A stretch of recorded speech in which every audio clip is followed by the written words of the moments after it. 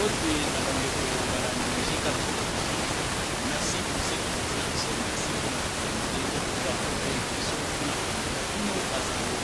toujours na cadre de la table de vérité et longo na mwana mboka samba kolonga ndenge na masala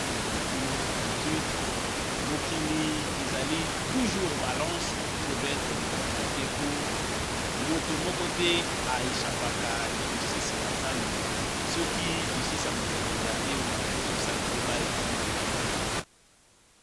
Merci à vous d'avoir choisi cette chaîne d'excellence à travers des reportages et analyses de l'information démocratique du Congo. Merci à vous qui écoutez. Merci à vous de vous abonner. Vous continuez de partager la vidéo. Vous continuez de partager l'analyse de l'issue. Le soutien à vous vraiment important pour que table de vérité et toujours na kulula pe obscurité na kati ya epesa libasano ndenge tozali komona na kati ya république démocratique du Congo. Je remercie la porte générale oyo azopesa biso opportunité ya kolanda na bino kikama merci à vous. ezali na débat moko ya monene oyo ezali vraiment kokontinue ya kobandi kokanye linga espace politique congolais. ezali débat autour ya changement constitutionnel. Il y a de cela déjà une semaine et demie que acteurs politiques, notamment Steve Mukai et d'autres acteurs oyo bazali kokone un changement d'ordre constitutionnel. ezali kokona la société par rapport à la réalité, par rapport à la culture politique, par rapport à la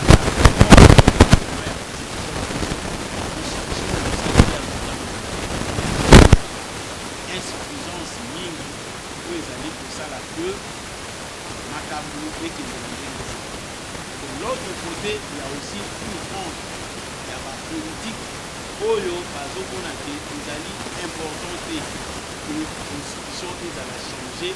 ezali intention moko dictatoriale ya kolinga éterniser Félix Tshisekedi qui vient d'arriver au pouvoir. ezali mpe intention moko bobe pour manipuler, pour changer ordre de la constitution à la République à des fins personnelles. Voilà vraiment ce qui sera essentiel de la émission aux amis de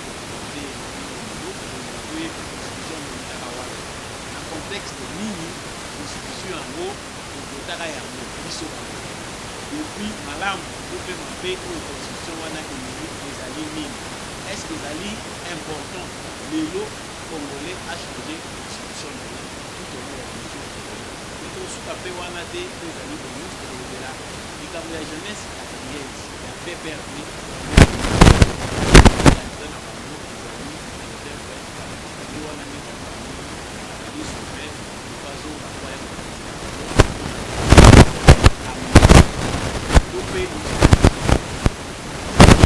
anse ya malamu to mpe ezali susi ya bato par rapport à mwa baekize na bango songolo bakala komoni yango te na kati ya gouvernance est-ce que constitution ekopermettre est-ce que mpona komettre fin na makambo wana ezosili constitution mpe bachange ezali si émission oyo encore une fois de plus souhaiter bino bienvenue na émission oyo table de vérité oyo na mwana mboka samba kolonga vraiment d'être toujours à l'écoute. Abonnez-vous vraiment massivement dedans vraiment intention de intérêt la vie de partager nos vidéos si vous avez des situations à mettre aux émissions oyo pour va kokende liboso ndenge nautaki koloba awa sommet de constitution ya république démocratique oyo babengi mpeko mokonzi yango nde moto ezali base ya kotambwisi ya mboka nyonso na constitution mama etali biso république démocratique du Congo okotaki na oyo bandeko babengaki troisième république ntango bavote constitution oyo na 2005 mpona kozonga na makambo elekaki na histoire. Constitution oyo tozali kosalela outre constitution ya Ngalabour, la constitution ya CNS oyo ezalaki appliqué te on en passe na oyo mobutu apasonaki ataye sur mesure mpona kokamata yango jusqu'à faire de ça une affaire personnelle, une affaire ya pouvoir ya moto personnel pour asseoir son pouvoir. Parce que nous parlons de nouvelle constitution, celle qui ezalaki voté na référendum en 2005. Pour na bato bazalaki baza na mémoire eza vive, bato mosusu bamonaka na se ya mbula mémoire oyo ya biso bamosusu mosusu mbula emetaka makolo yango constitution wana ntango esenaki kokanga bakende yango musée le grand défilé kabila ntango baacteur politique principalement Etienne Tshisekedi basalaki badémarche po ete dialogue bakongolais basana na bao baza na bazamba baparti politique oyo ezalaki entre bato oyo bamonaki ke la seule fois pour faire revenir la paix au Congo c'était les armes, c'était l'exploitation au moment bato kosala nini. Le dialecte intercongolais avait mis autour d'une table tous les politiciens congolais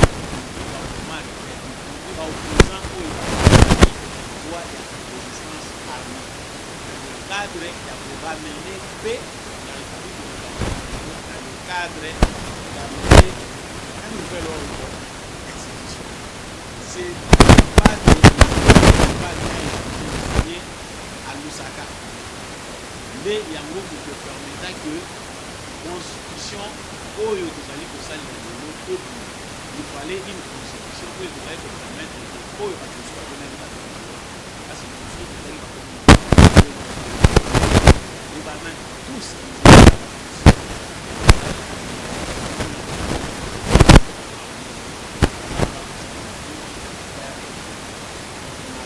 tant de mouvements rebelles, il y a des nationaux, comme il y a des étrangers et des nations. Il fallait un cadre juridique pour nous permettre pendant des ans, il y a un gouvernement national qui voulait déboucher à l'élection. Et Etienne Tshisekedi du conseil de réunion à ça qui parmi la culture marquante, la culture principale, on a qui a ça qui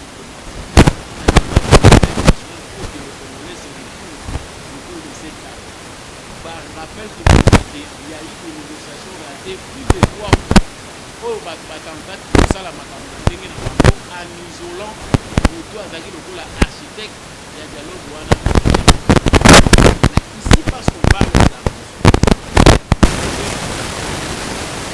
quand basangani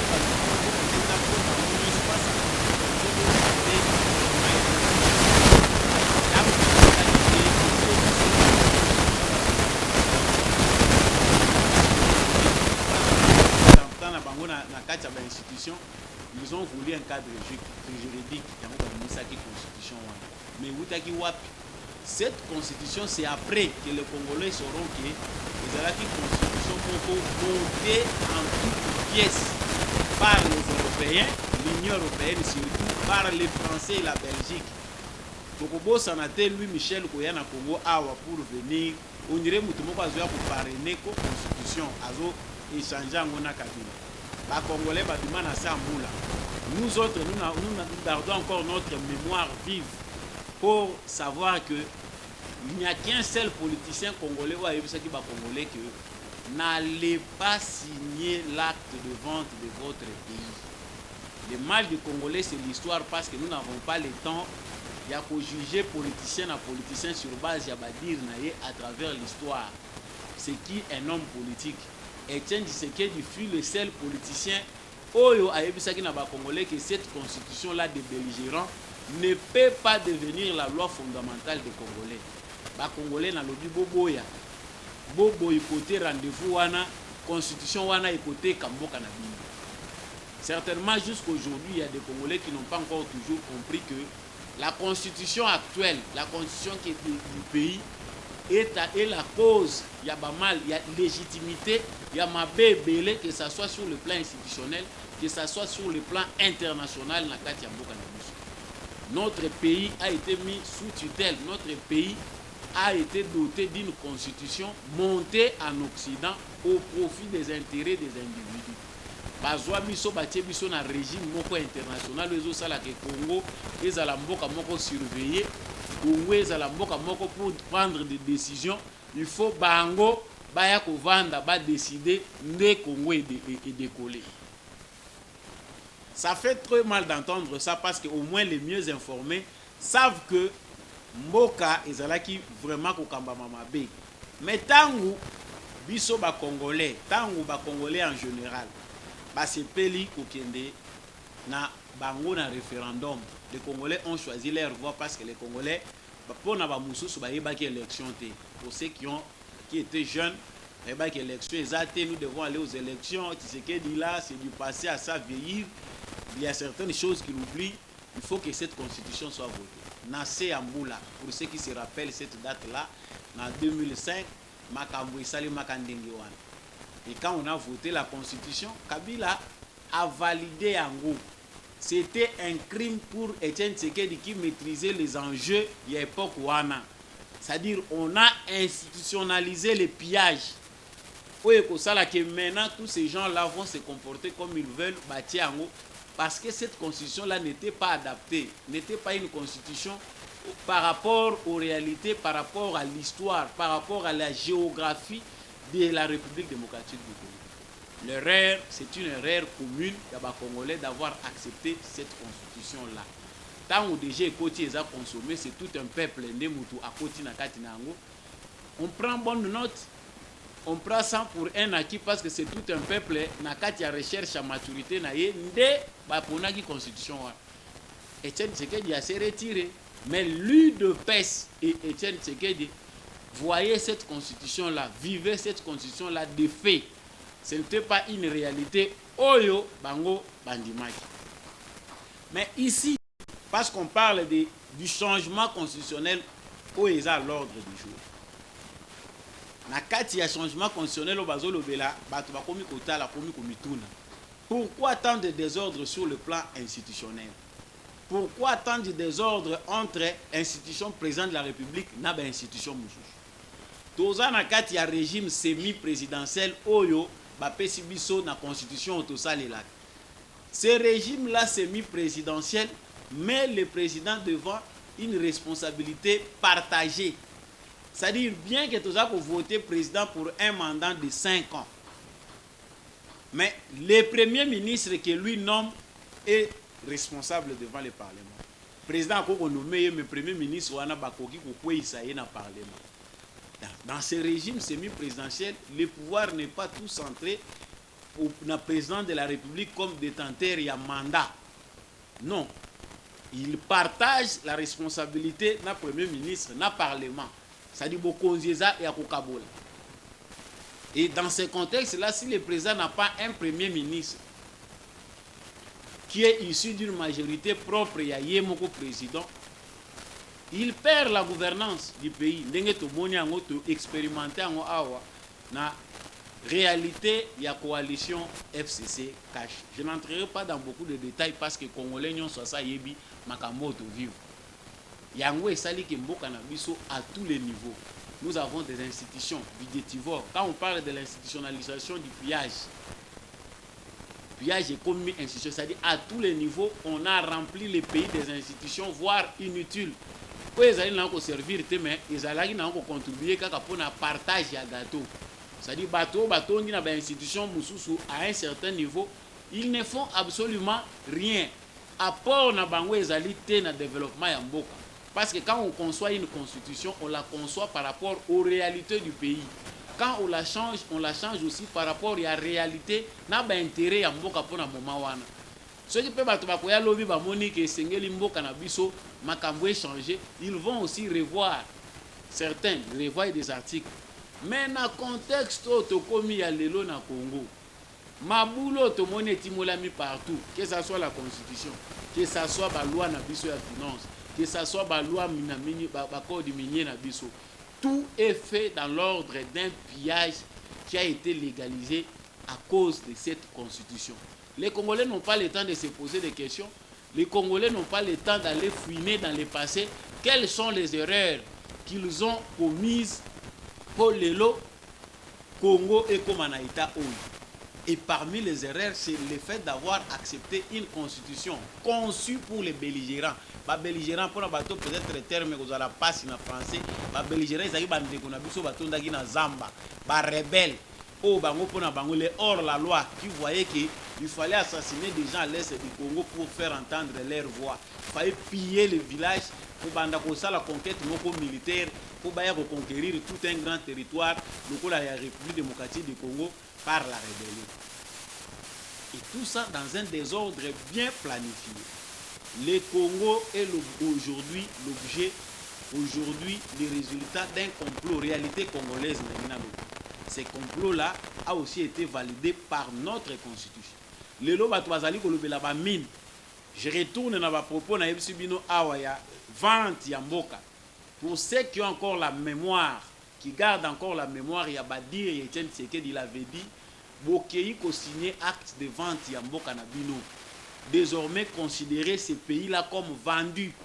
Aujourd'hui, on parle des accords miniers signés. Ba Congolais bazomona on a mis sous na bango.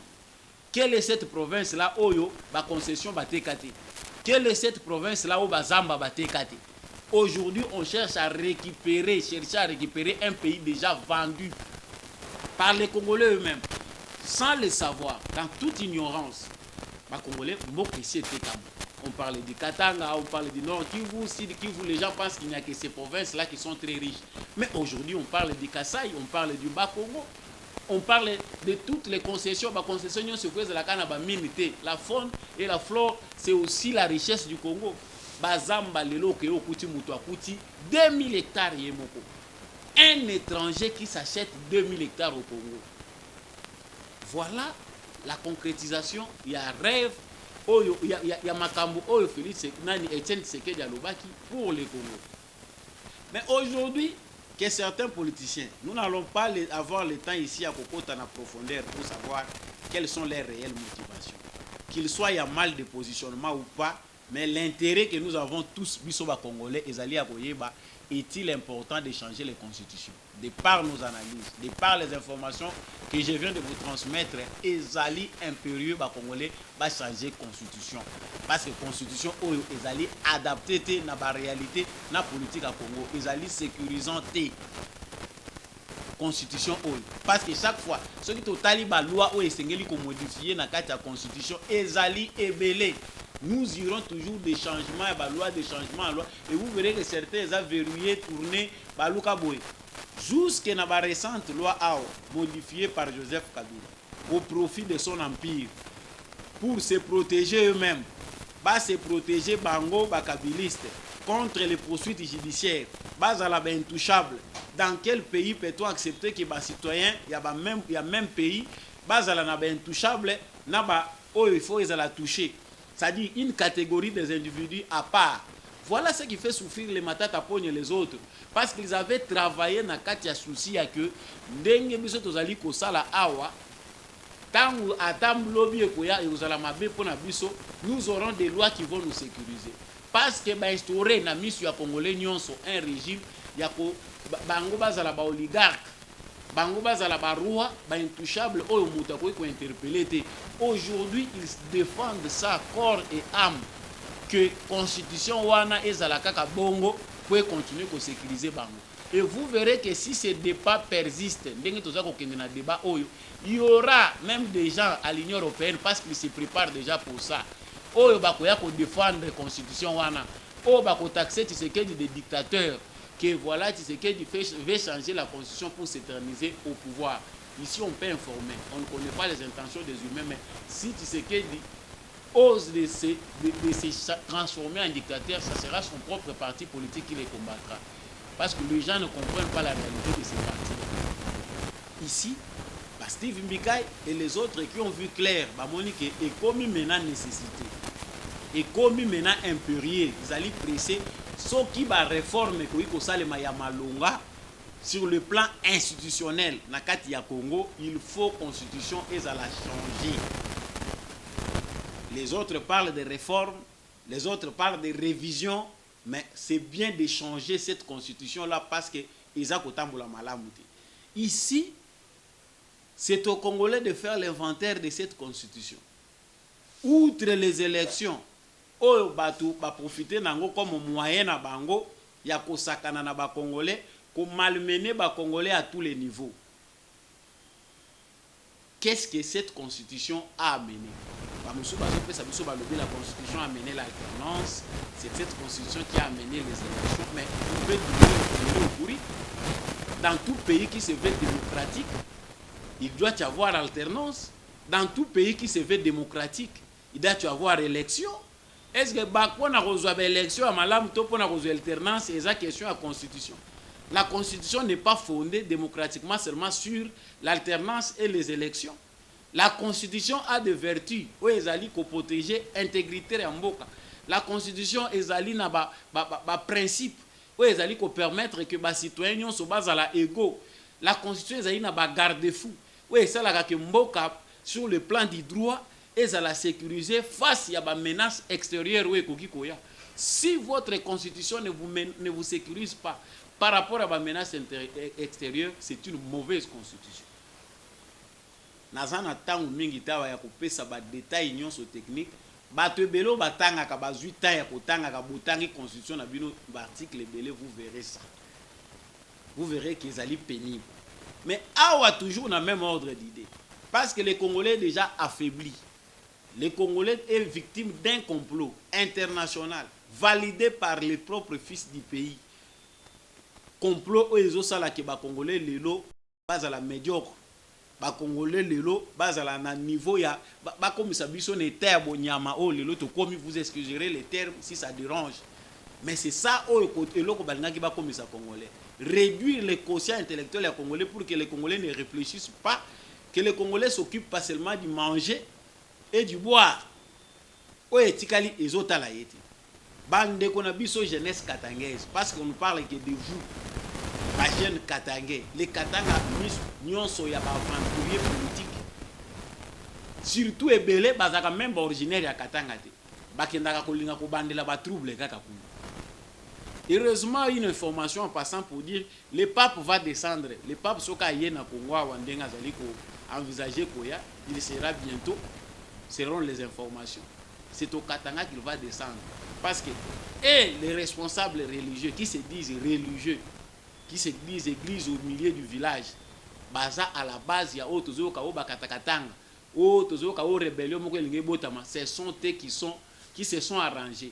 Et que le vrai Katangais, je vous lance un message. La plupart des gens qui divisent les Katangais ne sont pas Katangais, ne sont même pas des nationaux. Ils ne sont même pas Congolais d'origine. La plupart, il y a batu oyo basemaka trouble na Katanga, bazaka même pas Congolais. Mais qui sont les vrais Katangais beaucoup qu'on appelle leadership pour sauver cette province-là, emploi na ba malfaiteurs. Certains jeunes, babimi balobi, biso candidat na biso ezali Joseph Kabila. Même constitution ba belligérant au botanga ki angote qui lobby que après 2 mandats c'est fini. Mandat moko renouvelable une seule fois. Botanga angote na constitution. Mais parce qu'il y a une campagne médiatique visant ya kokomisa congolais zoba avec des informations de diabolisation, de manipulation parce que 18 ans Kabila dirigé c'est dans la manipulation. Il y a un groupe d'individus qui se sentaient à l'aise parce que dans ces pillages-là institutionnalisés, ils participaient à la chaîne Yakimoïbi. Les gens du PPRD qui voient que pour la bango, au héros, Mouto, bango, bako, valoriser minga, même démocratie na Congo, bongi simboka c'est Kabila. C'est parce qu'ils s'est retrouvés. Ils mangeaient Kabila, parce qu'ils bango intérêt na bango. Pendant que la majorité des Congolais croupissaient dans la misère, il y a des Congolais qui, dans le système ya Kabila, qui se retrouvaient bien. Au Bandeko, il y a un salaire, il y a 50, 100 personnes dans la fonction publique. Aujourd'hui, ils sentent que le pays va mal. Pourquoi? Parce que Nabango, Nabato Bandeko dépendre de la chaîne Yakimoyibi. Parce que ça, c'est un exemple facile. C'est lui qui vole des millions chaque fin du mois. Bato ba instaurer système de bancarisation, bazo kende kozwa mbongo ya banque, des milliards de francs congolais. Quand Mutazo Zombongo pendant que les fonctionnaires ont un salaire à Malonga, les militaires vont souffrir, lui prend des milliards de francs congolais qu'il va convertir en francs congolais azo pesi yango bakambiste me pesa ye dollar azui ba dollar azo kabandenga lingi. Ceux qui participent à cette chaîne là de valeur oya kokabambonga muyibi tangu rebine kangami bako ina Tshisekedi dans un premier temps tangu azana musala ko sala ta ko ina nde Tshisekedi. Voilà comment nos frères ont participé à un système diabolique. Il y a exploiter bandinga ko liambongo. Maintenant yo telemo lobino Kabila c'est notre meilleur candidat. Mais éviter cette nostalgie là. Nostalgie wana eza payante te bato baza ko instrumentaliser bino pour aller vous retrouver dans une salle où tozoyemba Kabila zonga. Ce sont des gens, des ennemis du Congo. Ça c'est une maladie mentale. Éviter d'être aliéné. Ils allaient bien jurer mais et comme l'aliénation système est créé par aliéné. Vous voyez quelqu'un à Mbongo Ebele, vous pensez que c'est le fruit d'un travail. Il a travaillé pour en avoir, mais travaillé. La plupart des millionnaires congolais et voire milliardaires, ce sont des gens Oyo, Bazali, Nambongo, où ils allaient bien mal acquis. Yango Bazo Sundola Bandako partout. Ils ont des sociétés qu'ils ne savent pas contrôler. Ils ne savent pas où investir pour le bien du pays parce que Zali Mbongo est résultat ya Moyibi. Voilà pourquoi il est important ceux qui débat wana et commis na table et koti na katia parlement na biso ba congolais bo soutenir yango. Je ne le dis pas en fanatique, on n'a pas des intérêts directs où ils liés na makambo wana.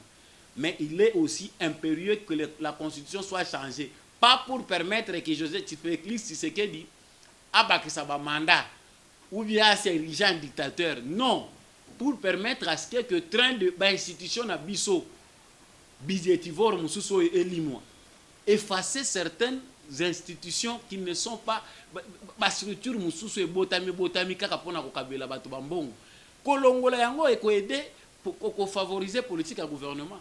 Nous avons notre constitution, celle de la CNS, Conférence nationale souveraine. Oyo bato ebele ba cerveau génie ya mboka oyo ba nyokoma po batia constitution wana en place pour lelo et aider bato sur le plan étatique. Mais cette constitution-là a été balayée par Mobutu, oubliée par certains.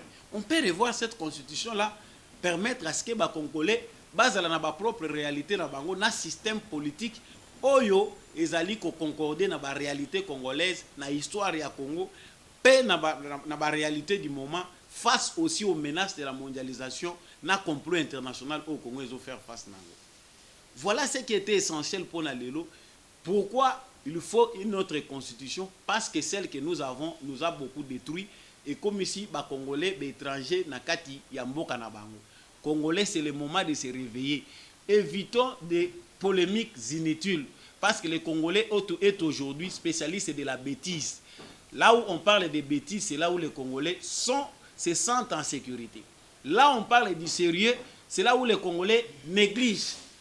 Il est important tous la qualité à bas citoyens au bazali ko répondre na ba réalité à moment que tout Congolais se demande quel citoyen je dois être aujourd'hui pour mboka na ngai kende liboso et non que tout Congolais attende de Félix Tshisekedi des miracles oyo yo moko Congolais aux incapable même ya ko bongosa partir ya ndako na yo moko. C'est maintenant qu'il faut changer, c'est maintenant qu'il faut aider le pays à changer. S'il faut que le pays change, il faut bosoto ezali na mutu na biso to longolango. Dirigeants comme dirigés, médiocrité et aliming, que ceux qui sont dans les églises, qui prient réellement, qui ont une spiritualité élevée, aident les médiocres spirituels et à côté à niveau de spiritualité où permettent à que Batouba soit développement. Voilà par là où je m'arrête pour le numéro Oyo. Soko sepela ki nango, ko hésiter te ko partager yango, relayer information. Envoyez-nous vos suggestions, vos remarques, na ba information, na ba numéro Oyo. To tcheli bino wana. N'hésitez pas aussi de nous écrire vos commentaires. Je dis merci à l'équipe. Il y a GCAM Télévision qui accompagne Bisso na technique. Il y a Ndeko Massia na Papi Samba qui accompagne Bisso na technique et na réalisation. Merci aussi encore de plus à l'apôtre Gérard. Merci à vous tous qui accompagnez cette émission Table de vérité pour l'éveil des consciences et la clarté na kati epé c'est l'information de la République démocratique du Congo. Je vous dis au revoir et au prochain rendez-vous.